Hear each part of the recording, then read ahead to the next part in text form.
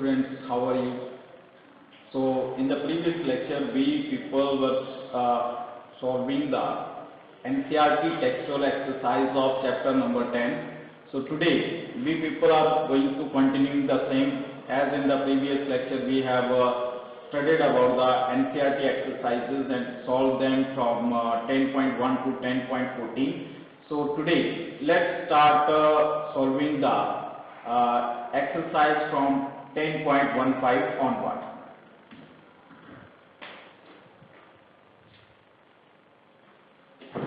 So here we have the question 10.15 is given to us, that is, for sound waves the Doppler formula for the frequency shift differs between the two situations. Here we have given the two situations. The two situations are the situation number one. The situation number one, that is source at rest,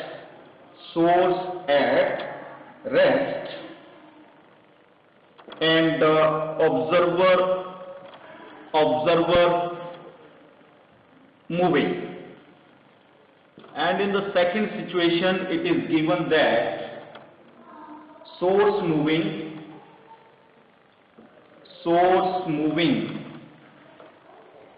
and observer at rest.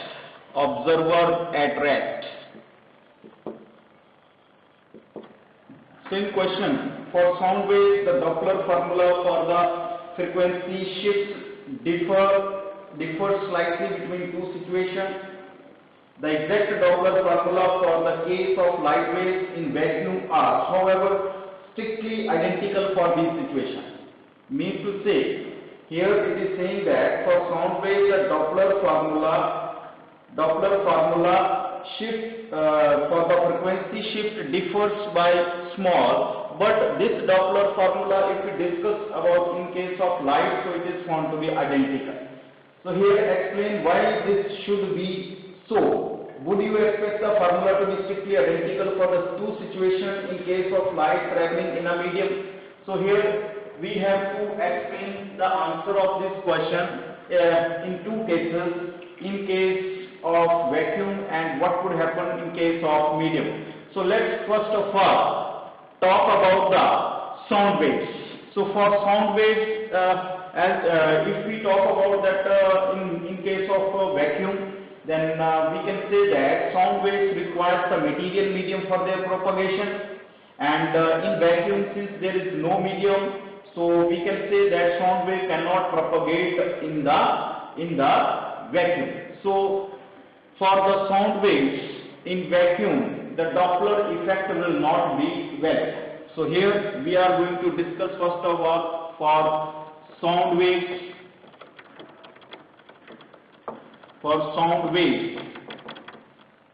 So here we will write that as we know that sound waves requires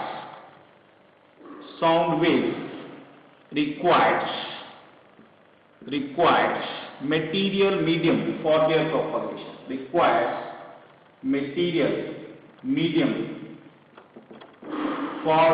propagation. For their propagation. Further, these sound waves cannot propagate through the vacuum.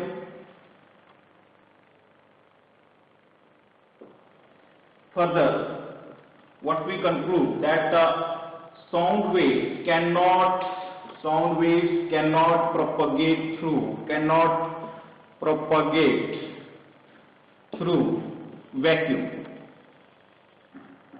In vacuum, sound waves require the material medium for their propagation and they cannot propagate in a vacuum. For example, if we ring a bell, like in our school when the period or lecture is over, then the pin rings the bell, then we people are able to hear that. That is, sound waves are traveling in the medium and medium is here. But if the same bell is rang in the vacuum, then we people will not be able to hear that sound wave. Why? Because they require some material medium and they cannot propagate in the vacuum. On the other hand, this was the case in vacuum. Now if we discuss about the propagation of sound waves in the medium, then what would happen? So here we have given the two situations, that source is at rest and observer is in motion. In the second case, source is moving and observer is at rest.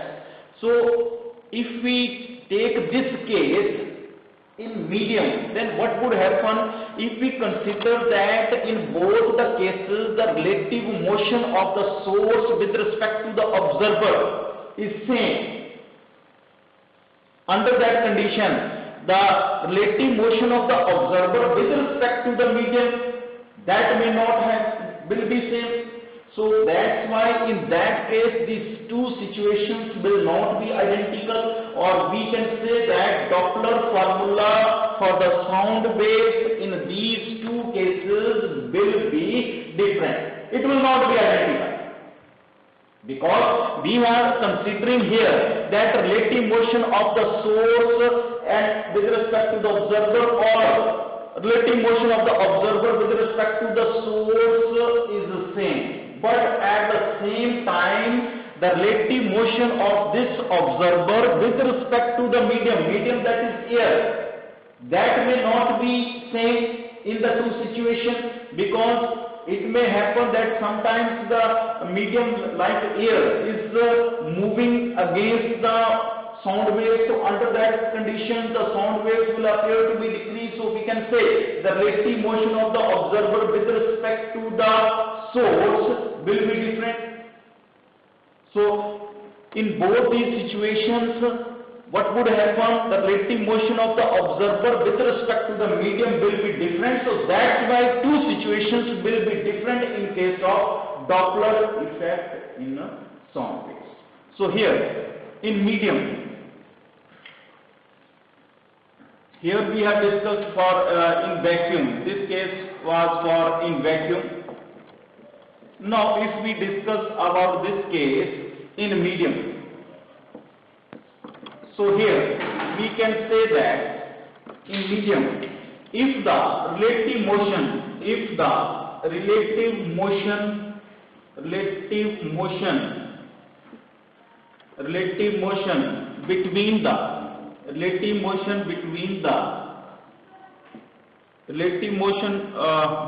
the, or simply we can say relative motion of the source with respect to observer,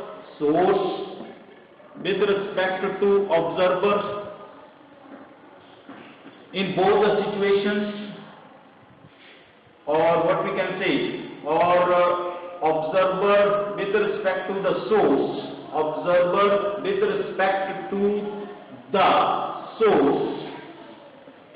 is same. If the relative motion of the source with respect to observer or observer with respect to source is same, then the relative motion of the observer with respect to the medium in two situations may not be identical.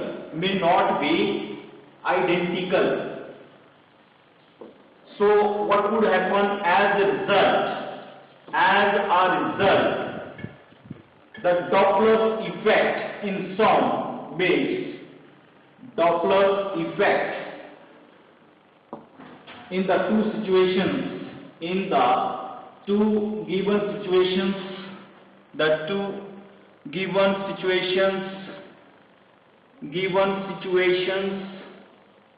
will not be identical. Okay, So in this way we can explain in case of medium. Now what about for light waves? What we can say for the light waves in vacuum? For light waves, if we talk about in case of vacuum, then what would happen?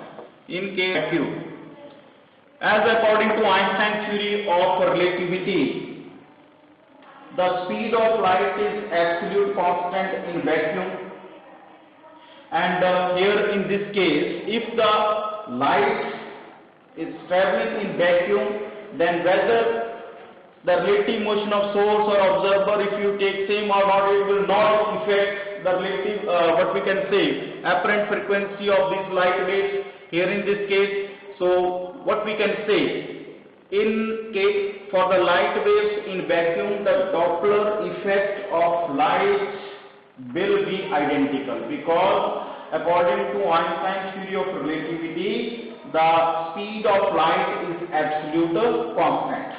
So here we can write in the answer, that is, as according to Einstein's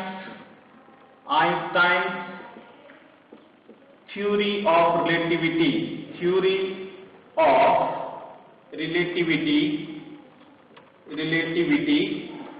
as according to Einstein's theory of relativity, the speed of light in vacuum is an absolute constant,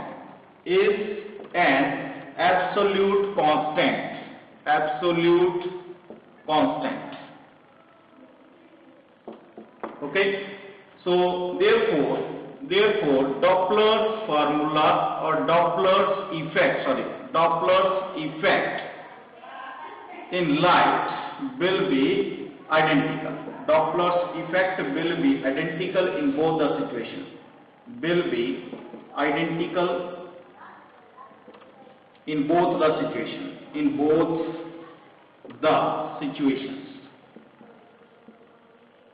In both the situations like that. Further, if we talk about the medium, in medium, as we have already studied, that is, in case of medium, the speed of light is given by c by mu according to the concept of absolute refractive index. Under that condition, what would happen? The Doppler effect of the light in these two situations will not be identical. Okay, why? Because the relative motion of the source with respect to the observer will be different in this case. So here, in medium, we can say that in case of medium,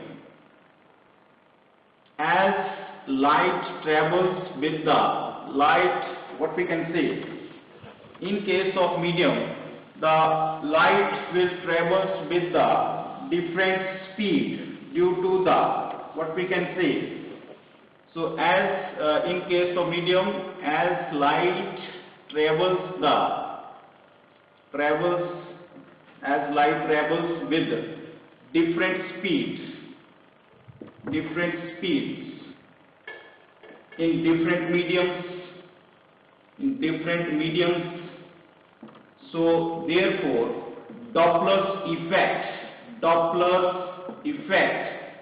will not be identical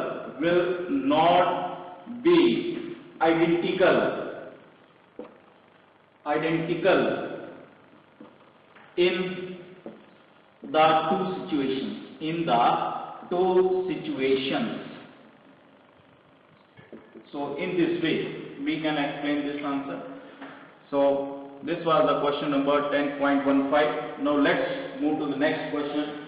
The question number 10.16. So the question is, in double slit experiment using the light of wavelength 600 nanometer, the angular width of the fringe formed on a distant screen is 0.1 degree. What is the spacing between the two slits? So we want to calculate the value of small d here in this case, So let's study about it. First of all, we would like to write the parameters or the data which is given in this numerical 10.16. So the question is, double slit experiment is there. Using the length of wavelength, we have given the wavelength of light, that is lambda is equals to 600 nanometer, and that is equals to 600 into 10 power minus 9 meter. The angular width of the fringe is asking the fringe, that is theta, is given to us 0.1 degree. What is the spacing between the two slits? Means to say we want to calculate this small d. Okay. So here how we can calculate it? Here in this case we have given the angular width of the fringe. Mind that we have not given the angular width of the central maximum. We are provided with the angular width of the fringe. So Young's double slit experiment, as you people know that these are the two slits S1 and S2. They are illuminated by the light of wavelength this much. So what would happen? Let us consider this is the spacing between the two slits, as a result of which a screen which is placed at a distance capital D. Here in this case we obtain the alternate dark and bright bands like that, as we have already studied. In this way dark and bright bands are formed like that. So we people are provided with the fringe width. Suppose this fringe width is given to us beta, and this angular width is given to us, and this is equals to theta. So theta is equals to beta by d. So beta by d, when we do this, so we got the theta is equals to, as theta is equals to lambda by this small d, so we have to calculate this small d. Small d will be equal to lambda by theta. Now theta is given in terms of 0 degrees, so we have to convert it in terms of radian. So in order to convert it in radian, as we know that pi radian is equals to 180 degrees, so 1 degree will be equals to pi by 180 radian. So here what we will do, we will multiply this 0.1 by pi by 180 degree. So what would happen on calculating it? Its value will come out to be this value will come out to be 1.74 into 10 power minus 3. This will be the calculated value. Now if we put the value here, we will got the required answer, that is 600 into 10 power minus 9 divided by this angular width of the fringe, that is theta, that is 1.74 into 10 power minus 3. So after calculating it, we got the required answer, that is 3.44 into 10 power minus 4 meter. 3.44 into 10 power minus 4 meter. So this will be the required answer. Now let's move to the next question, exercise, that is 10.17 is given to us.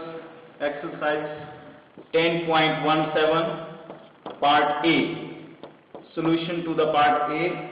The question is, in a single slit diffraction experiment, single slit means Fraunhofer diffraction experiment, the width of the slit is made double the original width.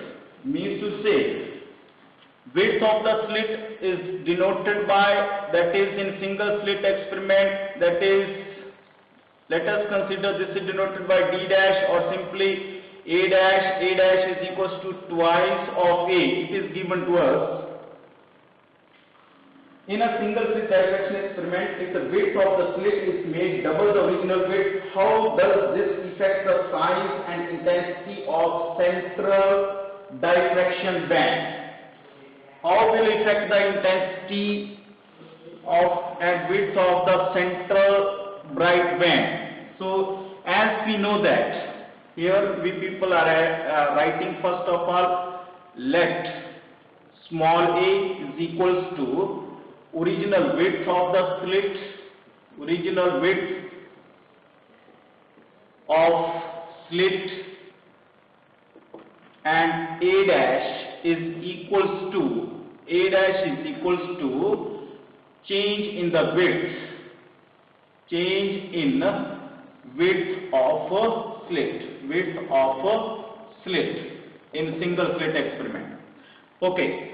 So here in this case, we want to calculate the change in intensity. Okay. So how we can calculate it, as well as change in the width of the central maximum we want to calculate. So as we know that beta naught is given by 2 lambda d by d, or this is equal to small a. Why we have written this formula? Because in single slit experiment, this is our single slit here. Single slit, the size of the aperture was this small a in that case. Okay. So in single slit experiment, we obtain the central maximum like as in this way. So here in this case, as the width of this central maximum is twice the width, twice the position of secondary minimum on either side of the center of the screen, here in this case, so what would happen? This width of the central maximum, beta naught is equal to 2 lambda d by d. Here I am writing, as we know that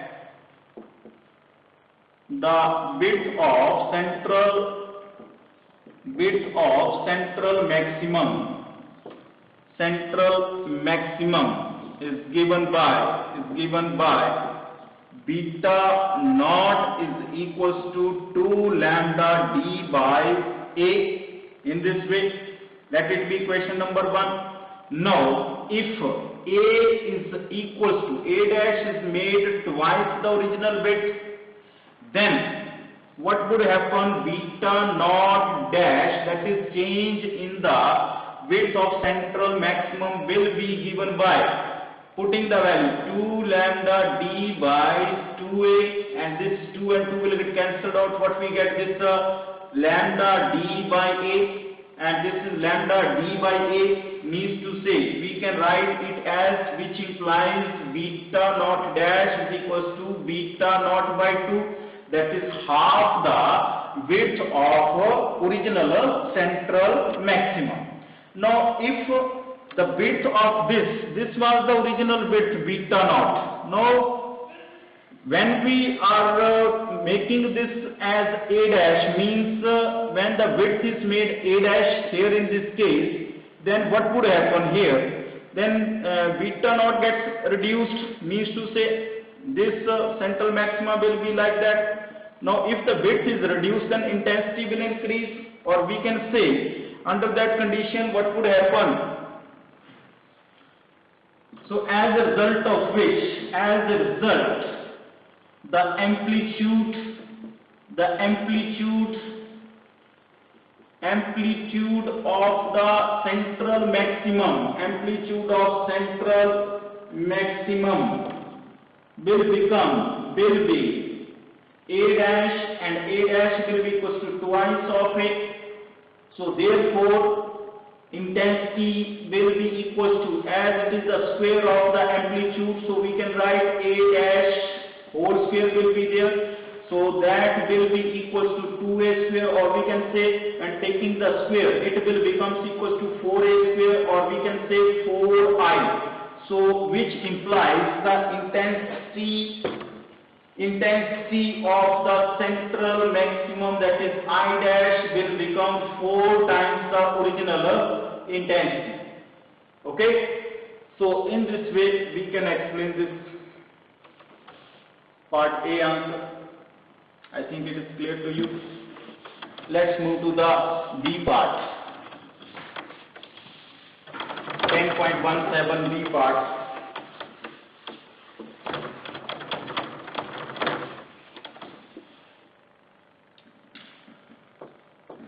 So what is the question?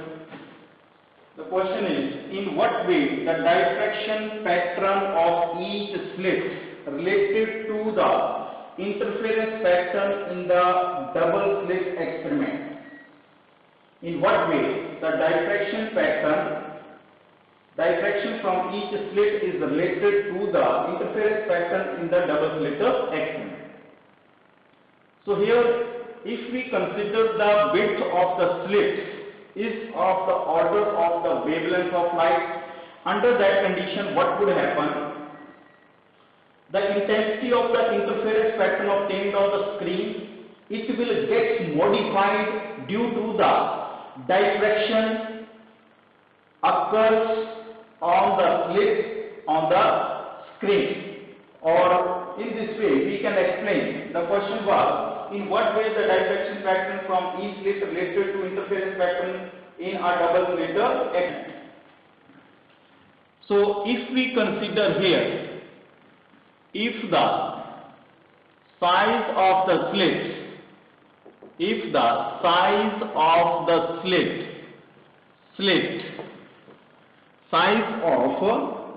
slit is of the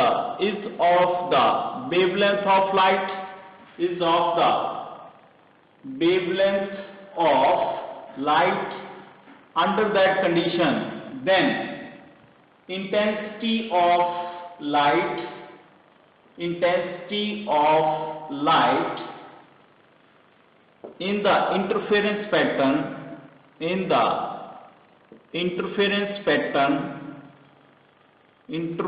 pattern obtained on the screen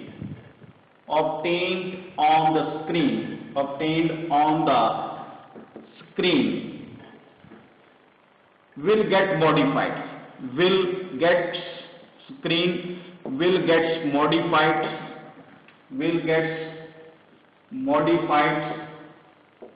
due to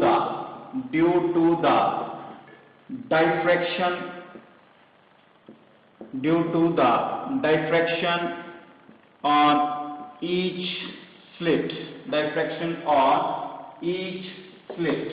In this way we can explain. So here we have considered, once again I am repeating, if the size, or we can say if the width of each slit, instead of slit, if width of, we consider each slit is of wavelength of light lambda, then the intensity of light in the interference pattern obtained on the screen will get modified due to the diffraction occurring at each slit. So in this way we can explain this answer. Now let's move ahead. The C part is there. The question is, when a tiny circular obstacle is placed in the path of light from a distant source, the bright spot is seen at the center of the shadow of the obstacle. Explain why. So here in this case, in C part, what he is saying, that suppose this is the distant source, and here the light rays are coming, and here is the circular obstacle. This is our circular obstacle.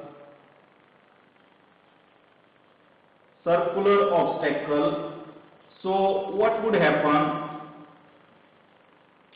How this on the screen, the central bright spot is obtained. This is the central bright spot. Why it is obtained? So what would happen, as the rays of light are coming from the distant source of light, this is our source of light here. So what would happen as the rays of light falls on this circular obstacle? Under that condition, what would happen at the edges of this circular obstacle? What would happen? The rays of light will get diffracted, as a result of which they interfere constructively at the center of this what we can say on the screen, as a result of which there we got the bright spots due to the constructive interference of the light waves which are diffracted at the edges of this circular obstacle. So in the answer we can write that it is due to the, or simply the base diffracted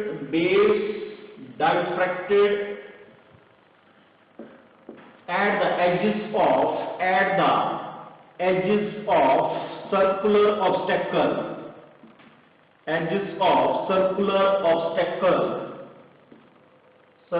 obstacle, interfere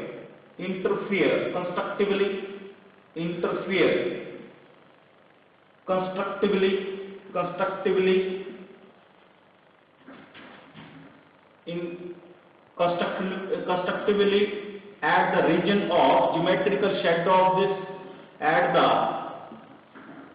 the region of geometrical shadow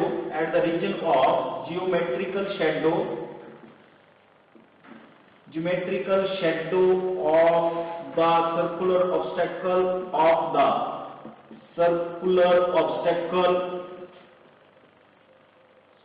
circular obstacle and a bright spot is formed there,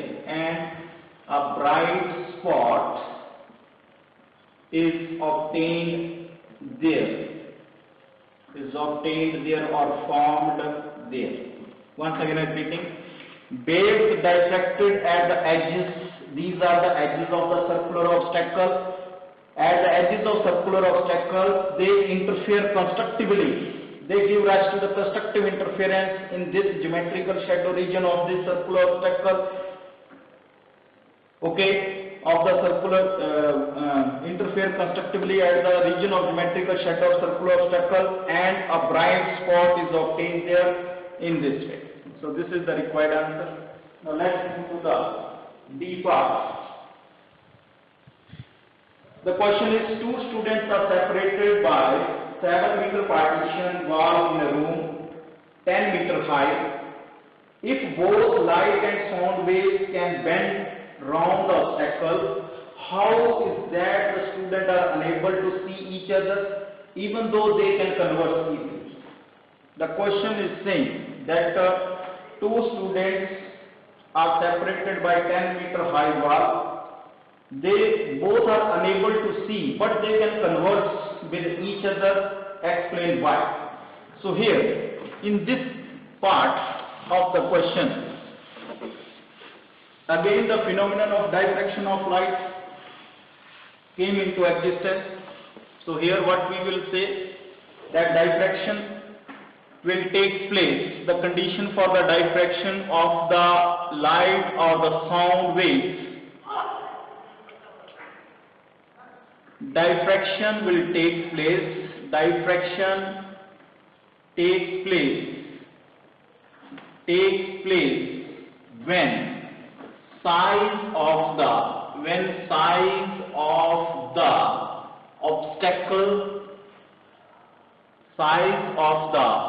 obstacle is comparable to the wavelength of light,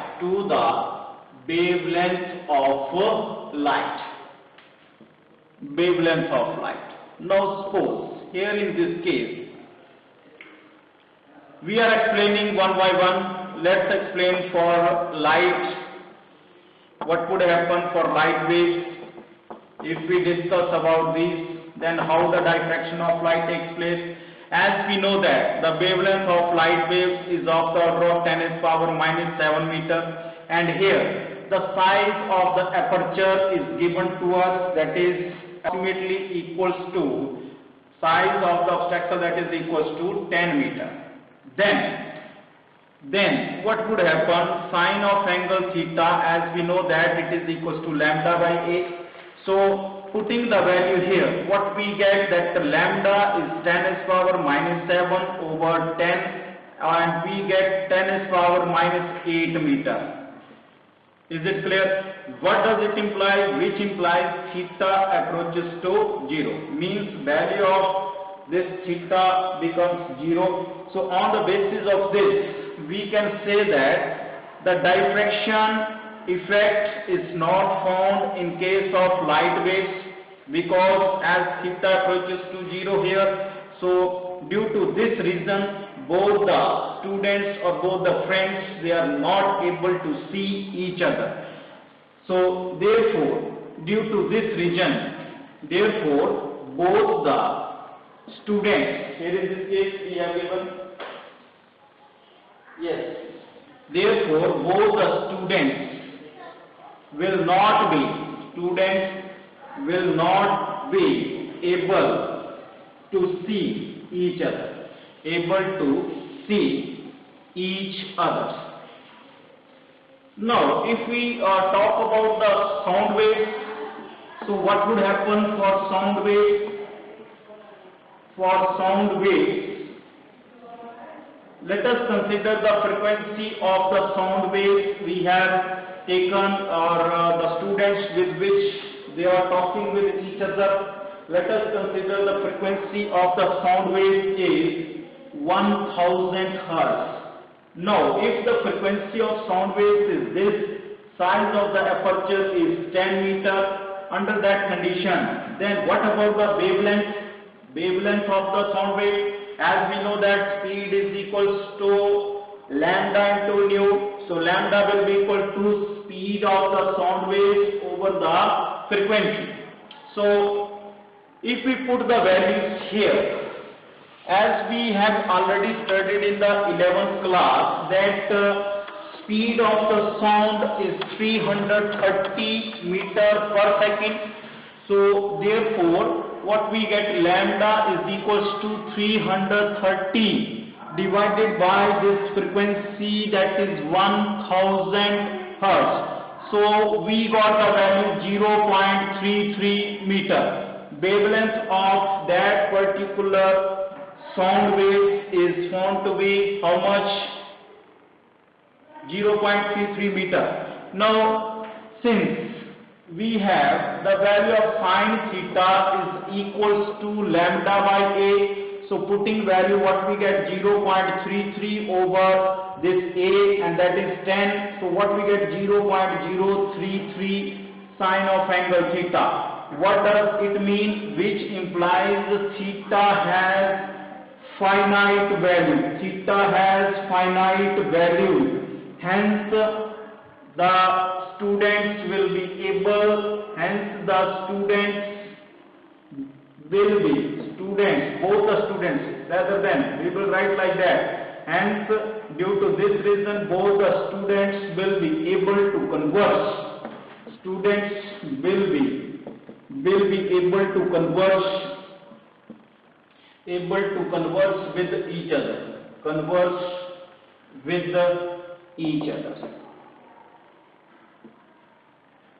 In this way.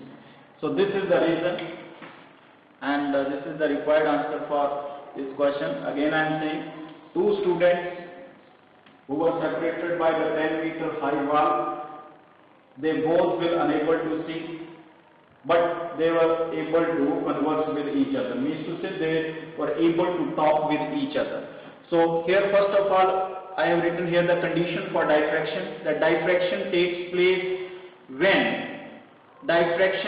place when size of the obstacle is comparable to the wavelength of light. So if we are discussing about the diffraction in case of light waves, so we know that wavelength of light waves is 10 to the power minus 7 meter, and the size of the aperture or the obstacle is 10 meter.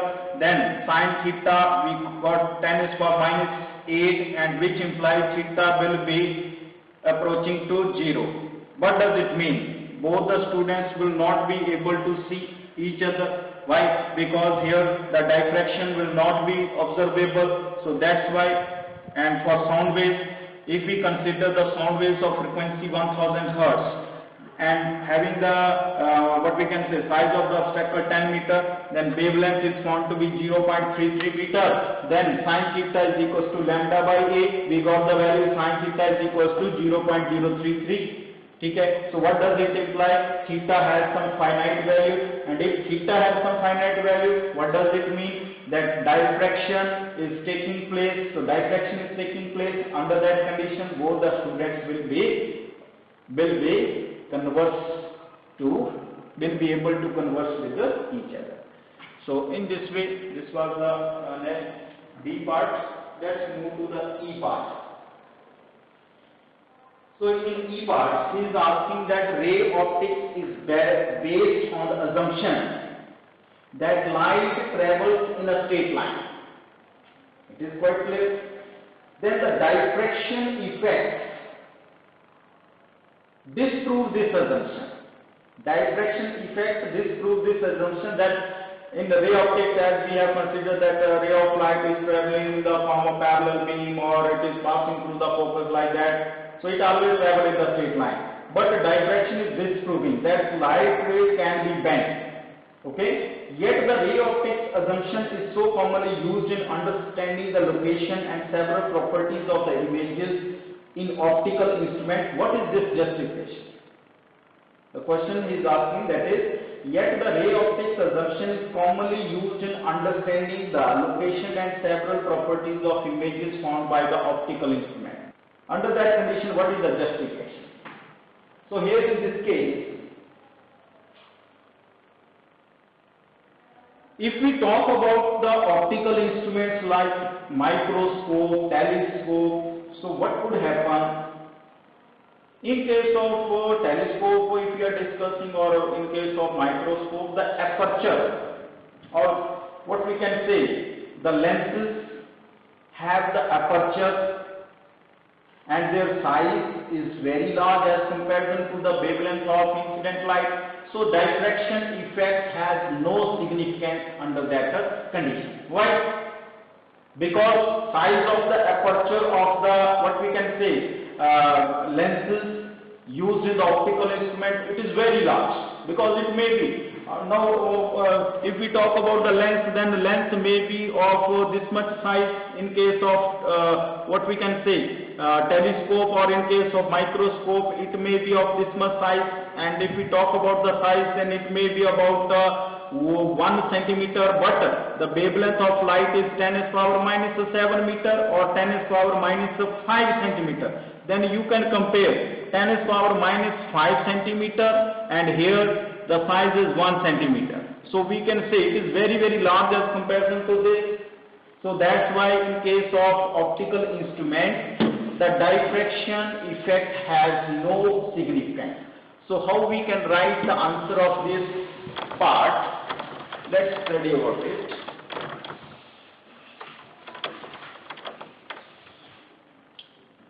Part E. As the size of the aperture,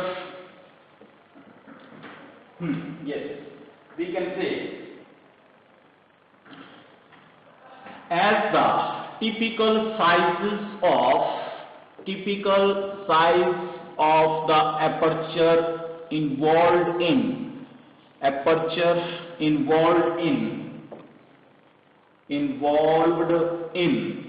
typical size of the aperture involved in optical instruments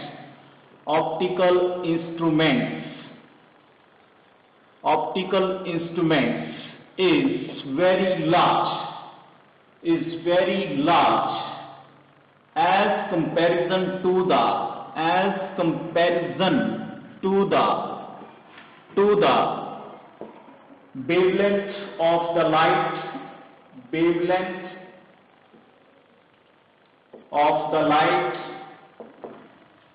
wavelength of the light, so therefore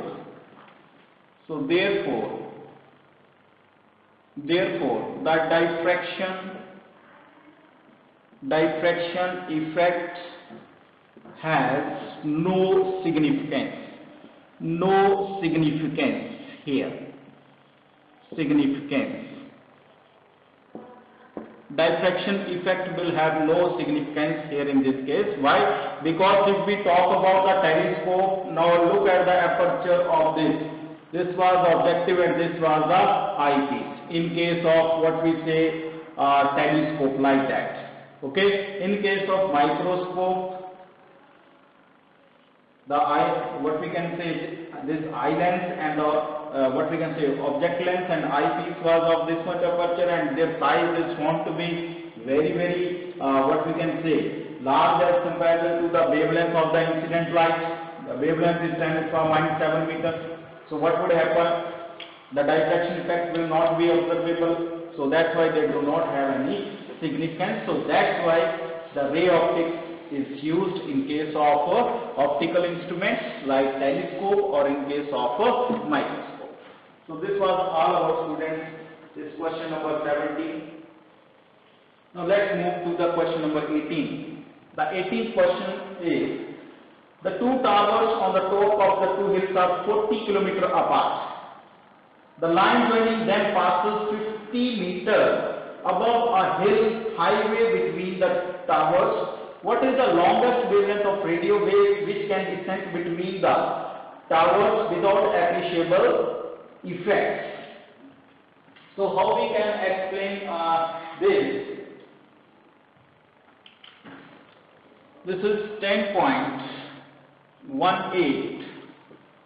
So the situation here we have given that the two towers are situated on the two hills. This is the hill, first hill, and this is the second hill. Okay, and here the two towers are located there in this way. This is tower number 1, this is tower T1. This is the tower, and here also is the tower. Now, the line joining them passes 50 meters above the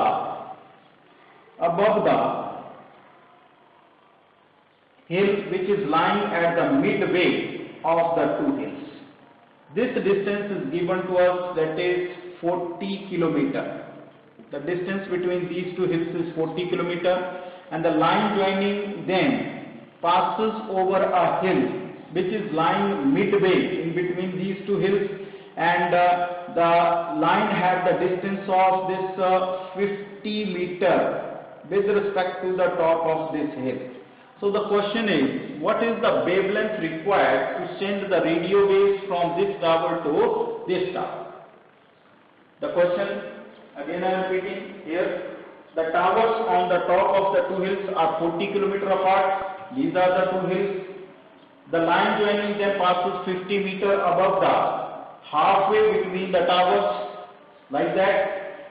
Then, what is the longest wavelength of radio waves which can be sent between the towers without appreciable diffraction effects? Means to say, we have to calculate here lambda. What we have given? We have given the aperture size, and what should be the distance between this aperture and this source, such that the rays of light in the form of radio waves, they should get diffracted over this aperture.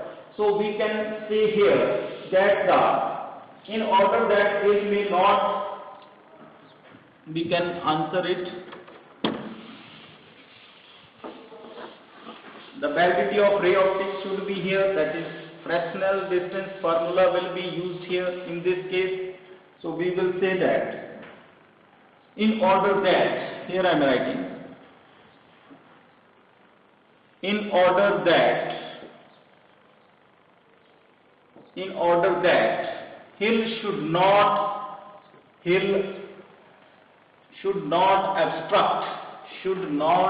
obstruct,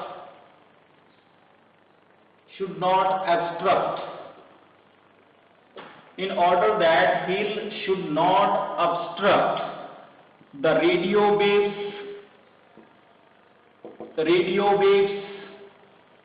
in order that hill should not obstruct the radio waves, what we can say, the radial spread of the radio waves should not exceed this 50 meter. Okay, in order that hill should not obstruct the radio waves, the radial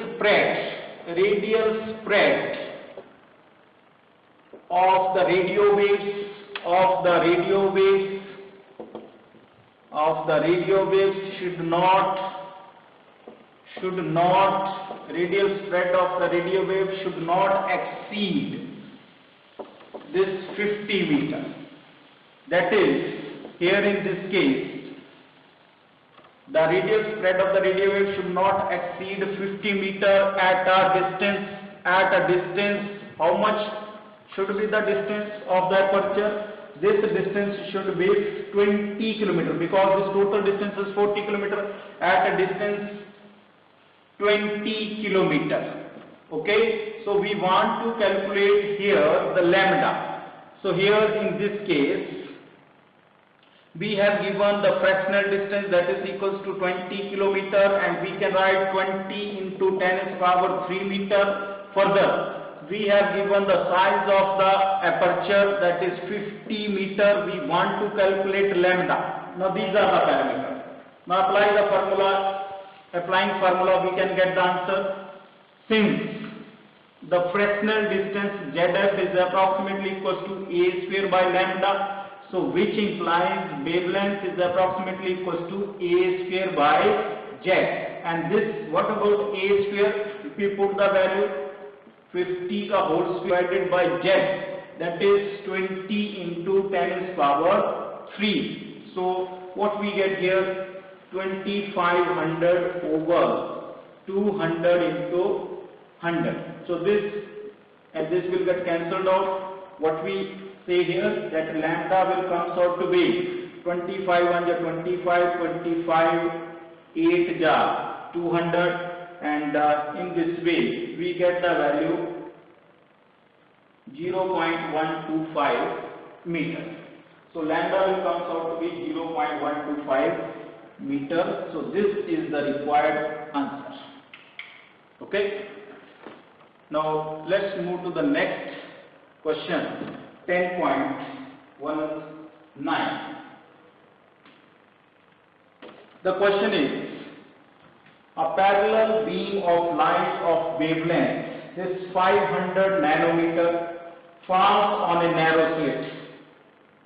A parallel beam of light of wavelength 500 nanometer falls on a narrow slit, and the resulting diffraction pattern is observed on a screen 1 meter away. It is observed that first minimum is at a distance of 2.5 millimeter from the center of the screen. Find the width of the slit. So here in this case, again the diffraction of light concept will be used, and how we can solve this question? First of all, we will write the data which we have given to us. 10.19 question is there. So we have given the wavelength of light, lambda is equals to 500 nanometer, and that is 500 into 10 to the power minus 9 meter. Okay, and what we have given, the distance of the screen, that is capital D, is given to us 1 meter, and distance of the first minimum, that the position of the first minimum is given to us, that is 2.5 mm. 2.5 mm means to say 2.5 into 10 to the power minus 3 meter. What we want to calculate, find the width of the slit. This thing you have to calculate, small t. So how we can calculate this? As we know that in case of diffraction of light, the what we can say, the width of the secondary minima, secondary maxima, they are found to be same. So here in this case, we know that as y is equals to n lambda d by d, or simply here we can write this small a. We want to calculate this a, so a will be equals to n lambda d over this y. So here in this case, n is equals to 1, and putting the value, we get a is equals to n 1 lambda 500 into 10 to the power minus 9 into d, that is 1 meter, over this y 2.5 into 10 to the power minus 3, or we can write 25 into 10 to the power minus 4. Okay. So how we can write it further? That is 500 over 25 into 10 to the power minus 9 plus 4. And here if we divide it, then what we get? 25 2 ja, so it will be 20 into 10 to the power minus 5 meter will be there. And if we want to write in terms of millimeter, under that condition it will be 0.20 into 10 to the power minus 3 meter, or 0.2 millimeter. That will be the required answer. So therefore a will be equals to 0.2 millimeter. So this will be the required answer here in this case, 10.19. Now let's move to the next question.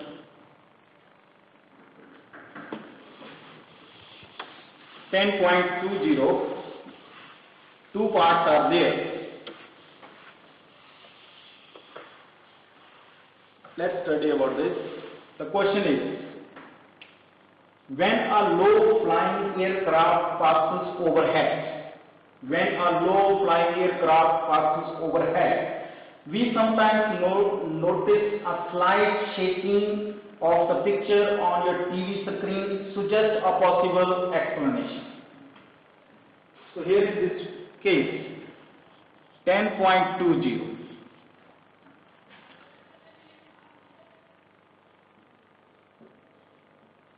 Here in this case, suppose a low flying aircraft passes overhead. Okay, you people are standing here. So a low flying aircraft passes like that overhead. Under that condition, what would happen to your TV signal? The picture is slightly shaken. So how we can explain this fact? Because what would happen? Here is a satellite. A satellite is sending the signal. Satellites are sending the signal, and as a result of which we people are able to watch the TV inside our house. So what would happen? As the signal is obtained from the satellite, so low flying aircraft will reflect this signal. Okay. So what would happen? Due to the interference of incident and the reflected signal, there is slight shaking in the picture that takes place inside your TV, that takes place in the TV of your house. So this is the reason. So here we can answer this part A. A low flying aircraft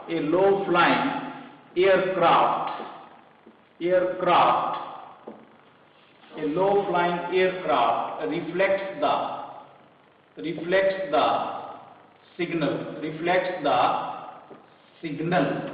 Now as a low flying aircraft reflects the signal, then due to the shaking of picture takes place, then directly we can write the answer. Shaking of picture in TV takes place due to the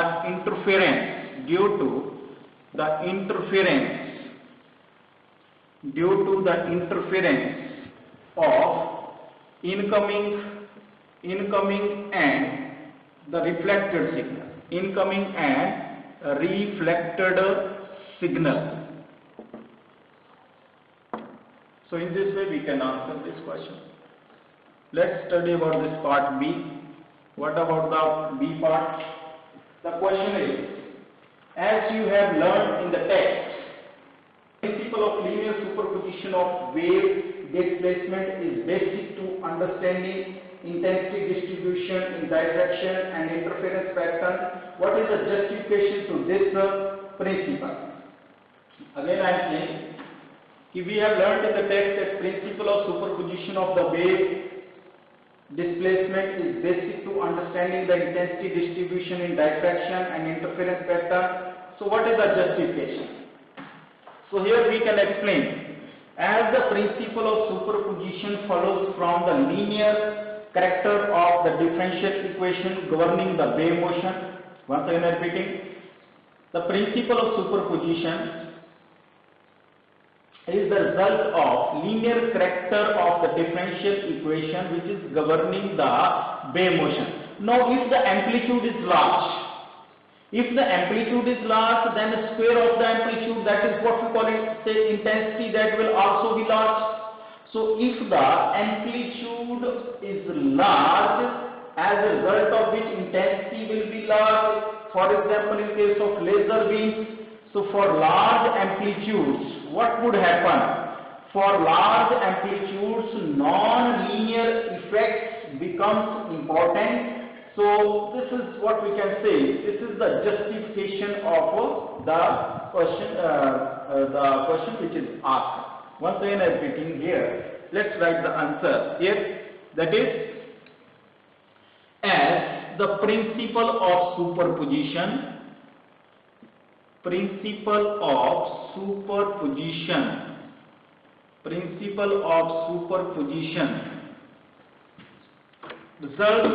is the result of linear character of the differential equation. Principle of superposition follows from the, or simply we can say follows from the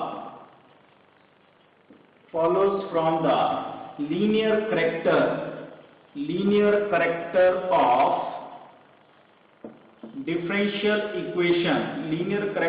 of differential equation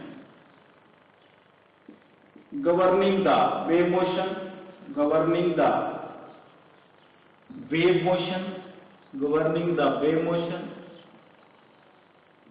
Once again repeating, as principle of superposition follows from the linear character of differential equation governing the wave motion. Now for large amplitudes, for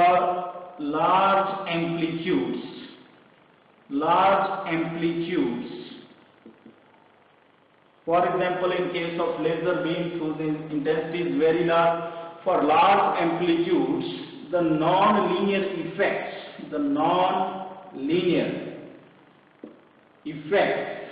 becomes important.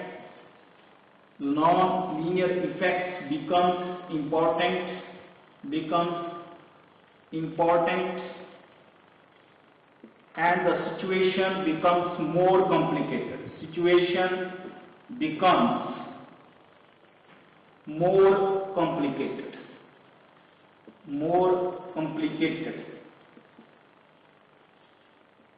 So in this way we can answer this question. Again I am explaining this. As principle of superposition flows from the linear character of differential equation governing the wave motion, so for the large amplitudes which have the very high intensity, just like the laser beams, the non-linear effects becomes important and the situation becomes more complicated. So in this way we can justify the statement. Let's move to the last question. The question is, in driving the single slit diffraction pattern, it was stated that intensity is 0 at an angle n lambda by a. Justify this by suitably dividing the slit to bring out the cancellation. So here we have given the angle at which the intensity on the screen due to the single slit diffraction is 0, So how we can explain this or justify this? By dividing the slit into n number of parts. So here we have given theta is equals to n lambda by a. Okay, let it be question number 1. It is given to us, that is due to the single slit. Due to this single slit, the intensity of light on the screen, this is our screen, this is the size of the aperture of the slit, okay, and here the intensity of the light is found to be 0. Now the question is, if we divide the slit, under that condition, how will the intensity of the light here will be 0? Now here we will write, if we divide the slit, if we divide the slit into n number of parts,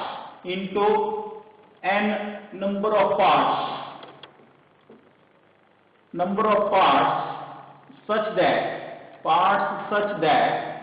n dash is equals to this a is the bit and is divided into n number of parts, such that n dash is the width of each part of the slit, such that n dash is equals to a by n is the width of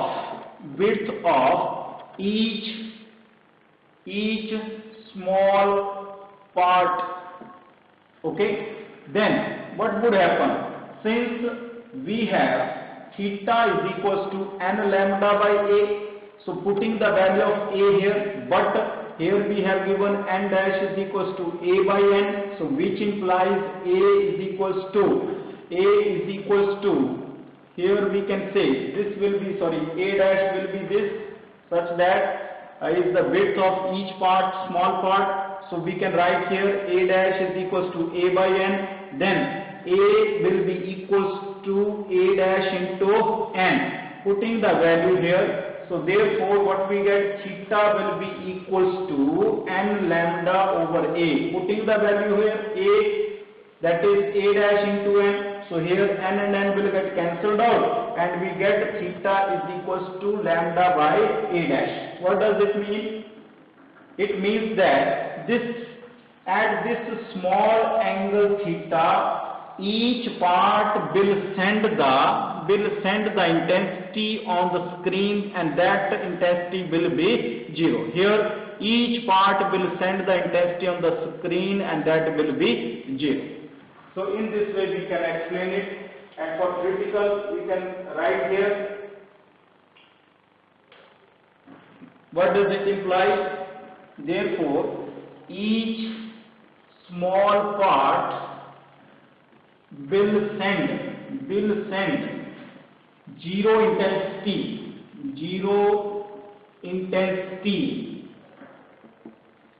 will send the zero intensity in the direction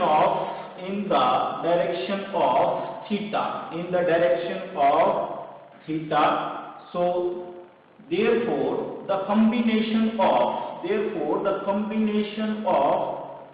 small parts will also send the zero intensity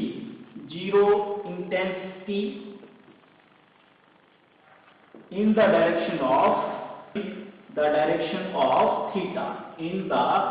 direction of theta. So in this way we can critically answer this part.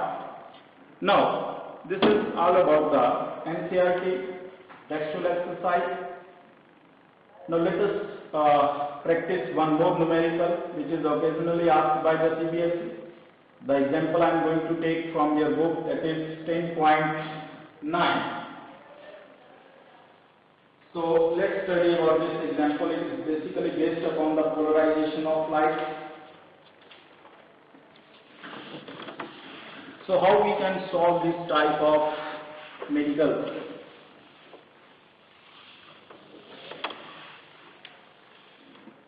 This is example for 10.8 is there.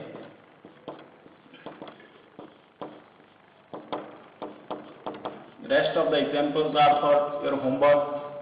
So the question is, discuss the intensity of the transmitted light when a polarized sheet is rotated between the two cross polarites.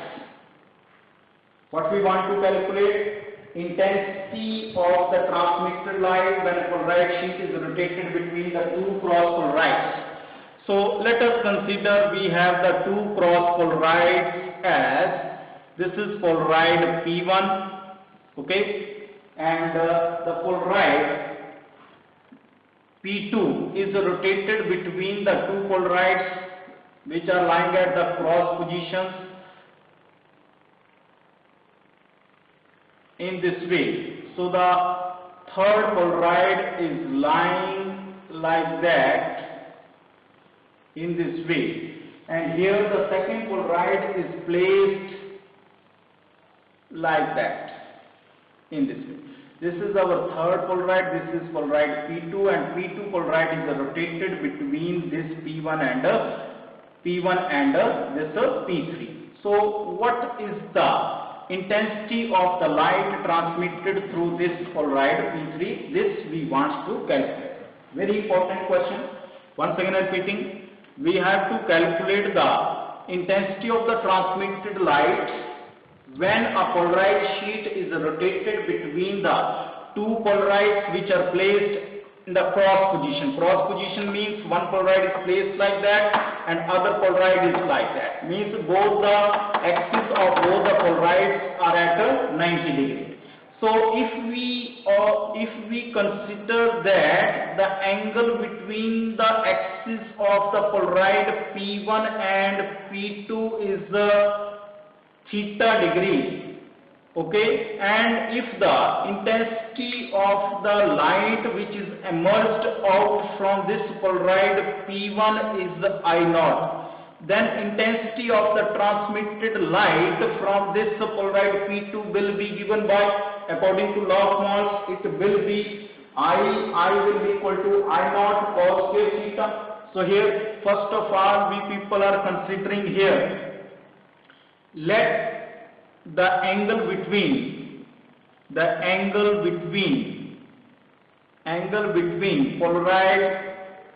polaroid P1 and P2 is theta, then angle between P2 and P3 will be equals to 90 degree minus theta. Why? Because they are placed at cross positions, and under that condition this angle will be given by 90 minus theta. So here we can say that, in this way it is, so angle between the path axis P2 and P3 will be 90 degree minus theta. And here we have considered, I am writing here, let us consider the intensity of light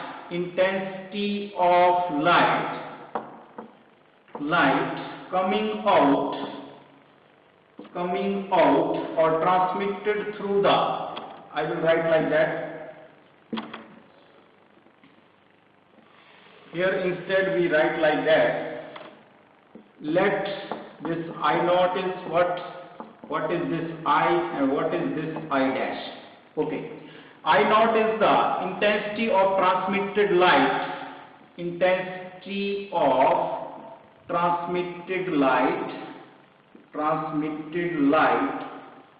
by polaroid P1. And what about I? Here we have considered this as I and here as the I dash.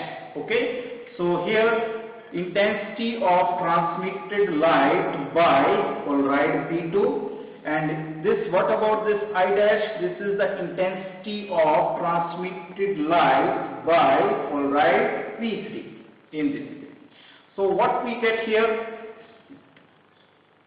So therefore I will be equals to I0 cos square theta, because angle between these two polarites we have considered theta. So what about this here? Here I am getting I0 cos square theta. Some of the authors may also take this intensity as I naught by 2. So don't get confused. It may be here. Okay. So it can also be written as I is equals to I naught cos square theta. So here, for the sake of simplicity, as per NCERT, I have taken the intensity of light which is emerging out from this slit is the I naught. Okay. Further, what about this I naught, I dash? Then I dash will be equals to, here I am writing,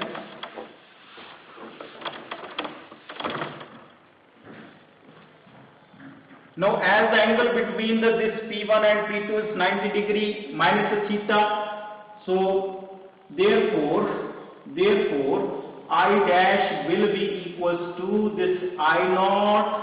This will be the what we can say, or simply this as, instead of writing directly, we will write it as, therefore I dash will be equals to this I into cos square, and theta is 90 degree minus theta. Now we will put this value of I, so it will become I naught cos square theta into cos square 90 degree minus theta. Okay, so this will be the intensity of the transmitter light here, and on further solving it, what we get, I dash is equals to I naught cos square theta, and this cos square 90 minus theta, this can be written as sin square theta. Okay, so in this way we can write it. Now if I divide it by 4 and multiply this equation by 4, so what we get, 4 cos square theta into sin square theta, or we can write I naught by 4 into 2 sin theta cos theta whole square. Now we will make use of the equation, let it be equation number 1. We will make use of the trigonometric relation, but we know that sin 2 theta is equals to 2 sin theta cos theta. In this way we can write. Okay, so what we can write in further, so therefore from equation 1 what we get, I dash is equals to I naught by 4 into 2 sin A cos A is equals to sin 2A, so sin 2 theta whole square, or we can write I naught by 4 into sin square 2 theta. So this will be the intensity of the transmitted light through the polarized P3. Now sometimes CBSE asks the question, that is, at what angle these two polarized P2 and P3 should be placed. Okay, the P1 and P2 should be placed such that intensity of this transmitter light by polarized P3 is found to be maximum. So here we can write, for maximum intensity,